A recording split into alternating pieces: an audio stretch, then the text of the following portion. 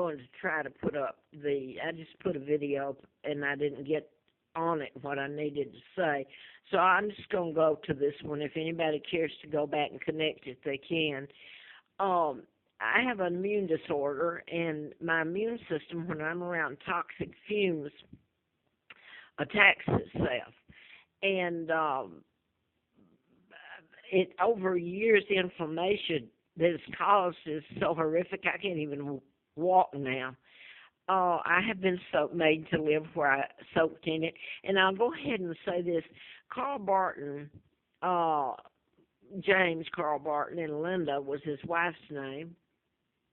They were, he's a retired Virginia State Trooper, and they gave me this, his address and everything. They brought me down off Roanoke Mountain back August the 14th of '09, and I was up there camped, and during the night somebody poured fuel all over me and my tent, the tent, and I'm inside it. And they brought me down the next morning to Affordable Corporate Suites, and they paid the security deposit, and I stayed there and paid every rent-on time I always have for 17 months. And I got soaked in toxic fumes and chemicals, and it just destroyed my body over the years. And you can't tell it because everybody around here knows it, and they don't really care.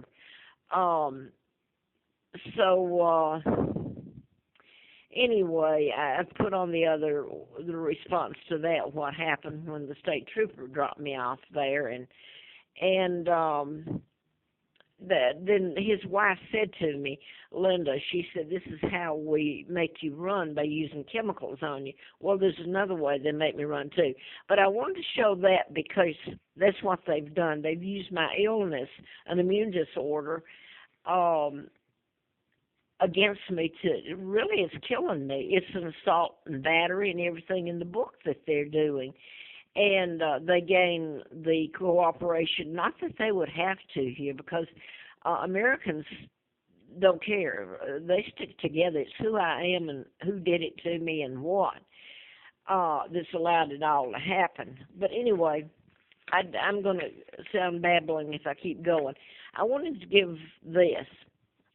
I was brought over here to this country. I didn't find out until '83, after I was in a political campaign and ran for Congress to replace a congressman I'd written about, Larry McDonald from Atlanta. I was flown out to Flint because the people that shot him were the people I was writing about in the medical malpractice book back then that didn't get published because back then they filled me full of antifreeze. So he even says here that Larry McDonald, that I know who was responsible for shooting, and I was flown out there during the campaign. And this is, I found out later, this is me, brought here, this is in 43, I was brought there in 41 at age 2. And this woman, I was given the name of her twin, both twins were dead. She killed them, and the family covered it up. And so I grew up having to use the name of Peggy Ann Dempsey. I married a Childers. I found out in '83, and the Brits told me my real name and what happened to me, and it gets into such crimes that were committed. But anyway, I wanted to get back. This is the reason I put this up. I put all of it up before about Affordable Corporate Suites. I leave, and I'm forced to come back here to Roanoke. I'm going to have to leave now. I've always been able to go out to the National Forest campground and try to live, either tent. I can't walk anymore or put on a backpack, so I have to go to North Creek, and that's where I just come back from, and this has happened before. It's illegal, first of all, to burn formaldehyde. And every time I've gone to North Creek, they've got me running like it's so sick from one place to the other. They make me so sick till I run, and then I leave there and I run to somewhere else and it starts again. So you try telling this, even putting it all together. Where do you go if the law is broken against you? You go to the law. Well, they're the ones doing it to me. So I did the book, so that's enough telling about the doctors and all that, other than finding out who I am and about my kidnapping and who was responsible. So this is why this is all going on. I'm just going to leave the last ones because I've put them up on YouTube and Facebook and on Instagram now. Uh, and like I said, a friend of mine gave me this Android so I could upload to social media since a lot of them work for me. And I've got documents and everything showing what they're doing to me.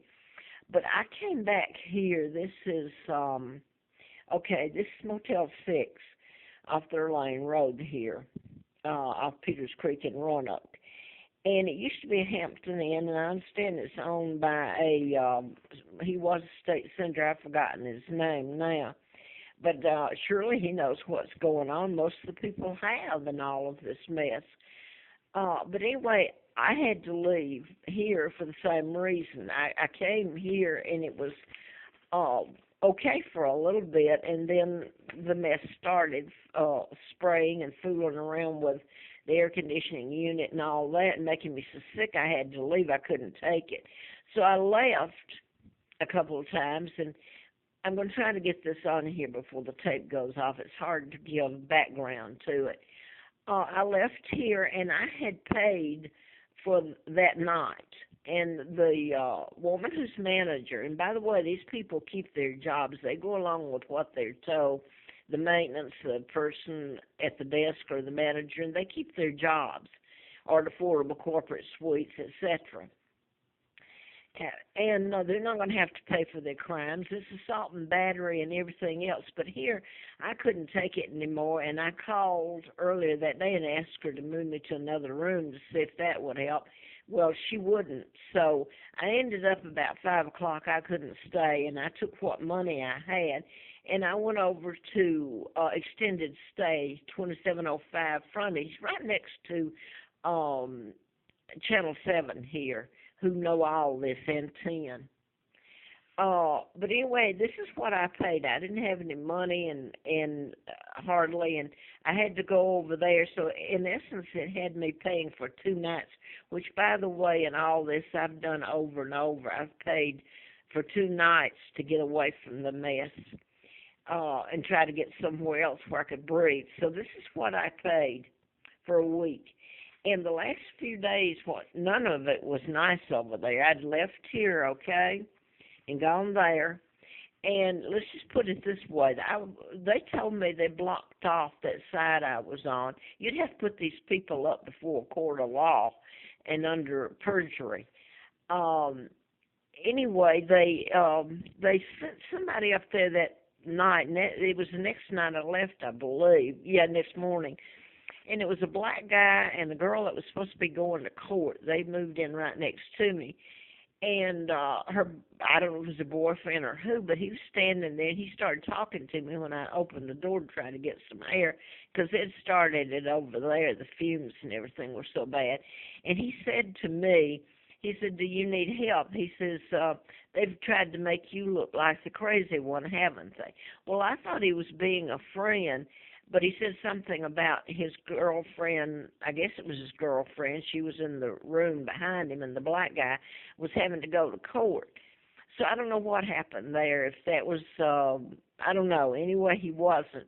That night, they went from room to room. I mean, I don't know when they said they closed it off, because it sounded like a football game going on. And upstairs next to me, all downstairs, it sounded like somebody hitting the walls all night long playing football or something. It was ridiculous. I've never heard anything, plus the fumes.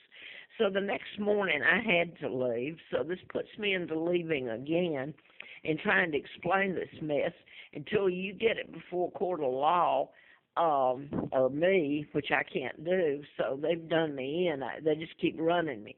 So from there I went to North Creek Campground. And it puts me into losing what things I have, what food, and costed me like $100 to get from this place here, extended stay. I'd left here, and I go out there, and they've started besides the rain and the lightning and stuff out there at North Creek, it's a nice campground. But they